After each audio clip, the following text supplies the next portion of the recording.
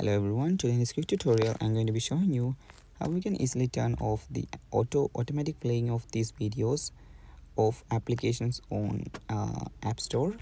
So you can see it's playing this video if this video is playing automatically. I will show you how we can stop that. So in order to begin, what you'll have to do is come to your home screen and go into your settings.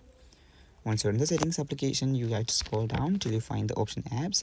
If you can't find the apps option, it for some iOS versions is like shown directly in this page called App Store. You have to click on that. So if that's not in your case, I'll just go into apps, and now you have to find this option App Store. And right here, if you scroll down, there's an option called video auto playback. So if you click on it, you can see you can set it on Wi-Fi only and off. So if you don't want the video autoplay to occur when you're on your mobile data, you can just click on Wi-Fi only, and if you don't want that, you can just click on off, so that just completely turns that off. Okay, so that's it for today's video, guys. Hope you found this video informative. If yes, please do like, share, subscribe, and thank you for watching. Have a nice day.